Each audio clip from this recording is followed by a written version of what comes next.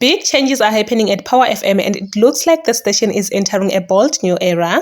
Following the exit of politician and broadcaster Mbuyiseni Ndlozi, the Johannesburg-based station has unveiled a refreshed 2026 lineup, and one of the biggest surprises is the addition of award-winning actress Lerato Mvelase. Known for her powerful roles on House of Zwide and Home Affairs, Lerato is now stepping into the radio space as the host of Power Perceptive, airing Sundays from 9 p.m. to midnight. She joins a strong lineup that includes a seasoned journalist Mondli Makhanya, a media personality Clementine Mabena, and author and corporate leader Silo Hadang, while the station has also seen the recent departure of Colin Makhubele. With these shifts, many are questioning whether Power FM is repositioning itself for a stronger cultural and intellectual influence, and social media users are already weighing in, some praising the fresh energy, others curious about how this new chapter will unfold. Thank you so much for watching this video until the end. Please do consider leaving your thoughts down below in the comment section, and don't forget to like, subscribe, share this video as well, and I will see you on my next upload.